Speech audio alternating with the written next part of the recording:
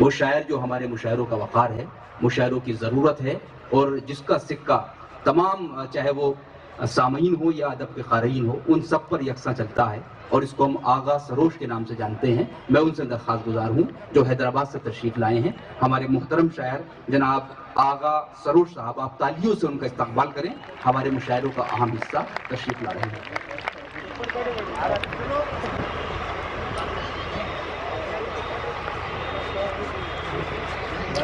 حضرات، پہلی دفعہ اس سرزمین پہ حاضر ہوا ہوں۔ ایک مطلع شعر پہلے پیش کر رہا ہوں۔ عرض کیا کہ نہ جانے چشمے فلک میں حیا کب آئے گی، نہ جانے چشمے فلک، نہ جانے چشمے فلک میں حیا کب آئے گی، غریب شہر کے تن پر خبا کب آئے گی، واہ کیا کہنے، غریب شہر کے تن پر خبا کب آئے گی، فضا میں اتنی گھٹن ہے کہ آج گھبرا کر، فضا میں اتنی گھٹن ہے کہ آج گھبرا کر،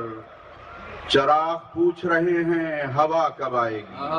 کیا کہنے بھی، واہ واہ، فضا میں اتنی گھٹن ہے کہ آج گھبرا کر، بہت خوب، چراغ پوچھ رہے ہیں ہوا کب آئے گی۔ بہت خوب۔ اور چند شعر پیش کر رہا ہوں کہ میں جو خوش ہو کے سرابوں کے سفر پر نکلا، میں جو خوش ہو کے سرابوں کے سفر، میں جو خوش ہو کے سرابوں کے سفر پر نکلا، تب میری پیاس بجھانے کو سمندر نکلا، جب میں خوش ہو کے سرابوں کے سفر پر نکلا، تب میری پیاس بجھانے کو سمندر نکلا، ہر طرف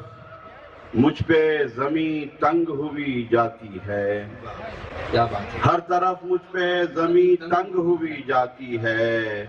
میں کہاں وسعت افلاک پہن کر نکلا، واہ واہ واہ، ہر طرف مجھ پہ زمین تنگ ہوئی جاتی ہے، میں کہاں وسعت افلاک پہن کر نکلا، اور اب میری آبلہ پائی پہ ہنسے گی دنیا، میری آبلہ پائی، اب میری آبلہ پائی پہ ہنسے گی دنیا، میں جسے ڈھونڈ رہا تھا میرے اندر نکلا، کیا کہنے ہیں بھائی، واہ واہ واہ، اب میری آبلہ پائی پہ ہنسے گی دنیا، کیا کہنے، کیا کہنے، میں جسے ڈھونڈ رہا تھا میرے اندر نکلا، وہ بھی احباب میں تھا، شعر دیکھیے کہ وہ بھی احباب میں تھا، ہاتھ نہیں تھے جس کے، واہ واہ واہ، وہ بھی احباب میں تھا، وہ بھی احباب میں تھا، ہاتھ نہیں تھے جس کے، آستی اس کی بھی جب دیکھی تو خنجر نکلا، کیا کہنے بھائی، کیا وہ بھی احباب میں تھا، ہاتھ نہیں تھے جس کے، وہ بھی احباب میں تھا، ہاتھ نہیں تھے جس کے، بہت خوب، آستی اس کی بھی جب دیکھی تو خنجر نکلا۔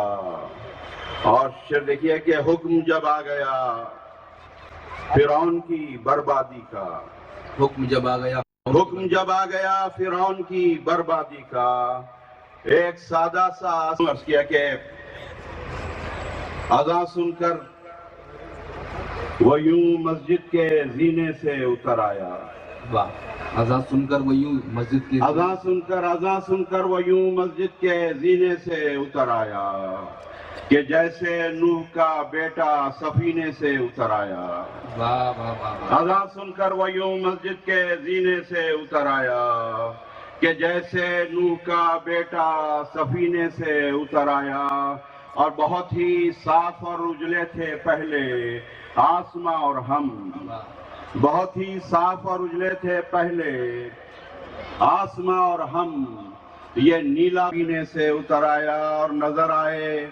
جو کچھ معصوم چہرے اس کی آنکھوں میں،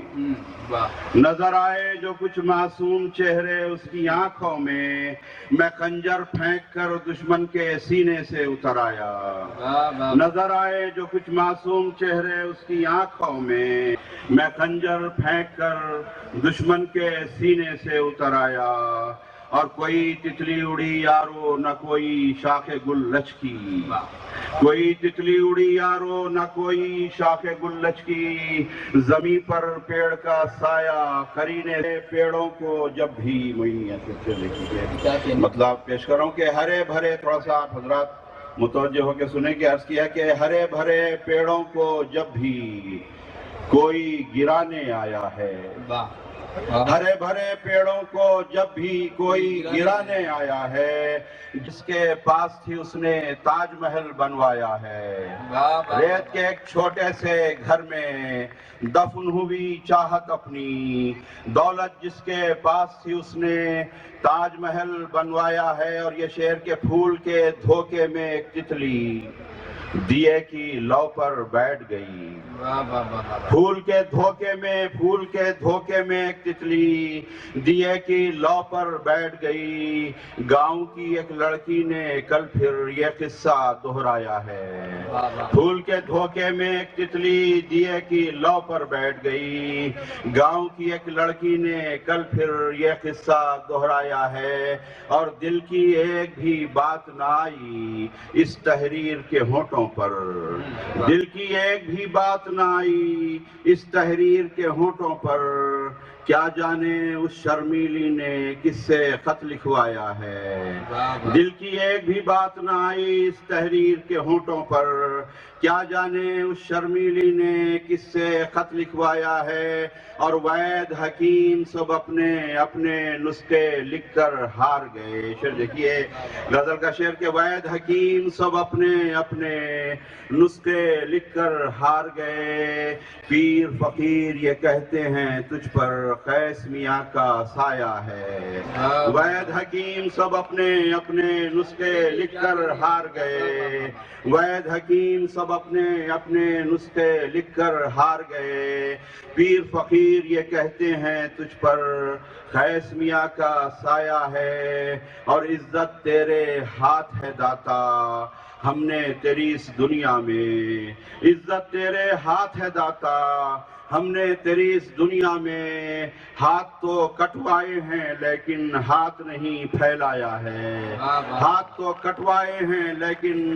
ہاتھ نہیں پھیلایا ہے۔ اور حضرات اور یہ آخری شعر یہ تمام عادیم اور شعراء کے نام اب پیش کر رہا ہوں کہ کچھ غزلیں، کچھ تحریریں، کچھ جھوٹی سچی تعریفیں، کچھ غزلیں، کچھ تحریریں، کچھ جھوٹی سچی تعریفیں، اردو کے ایک شاعر کا بس اتنا ہی سرمایہ ہے، اردو کے ایک شاعر کا بس اتنا ہی سرمایہ ہے۔ اور دو تین شعر ترنم سے پیش کر دوں؟ جی فرمائیں۔ عرض کر رہا ہوں کہ مطلب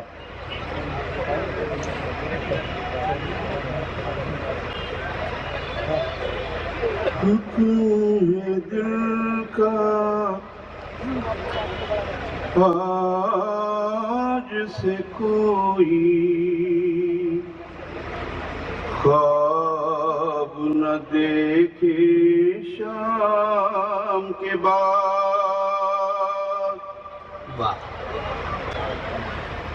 حکم ہے دل کا جسے کوئی خواب نہ دیکھے خواب نہ دیکھے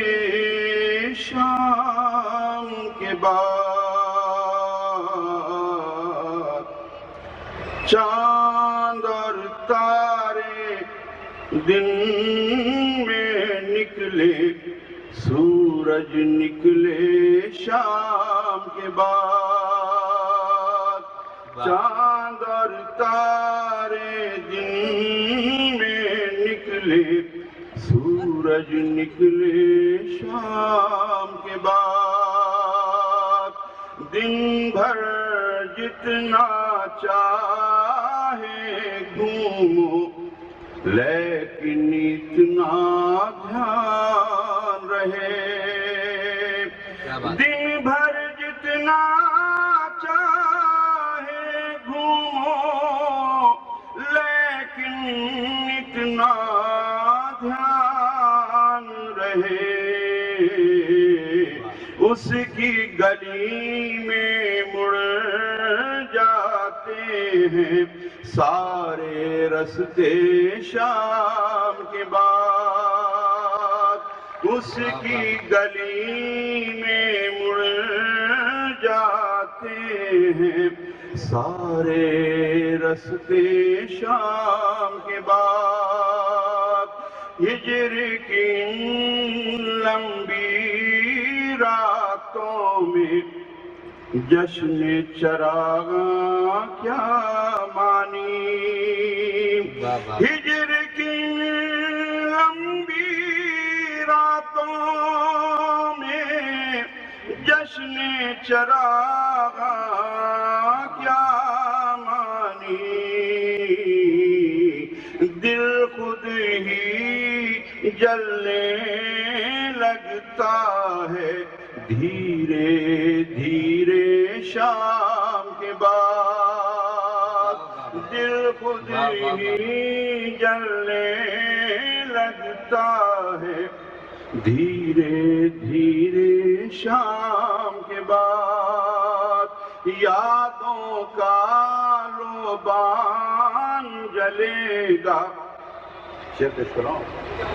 یادوں کا لوبان جلے گا، درد کی روحیں ناچیں گی، دیکھیے، یادوں کا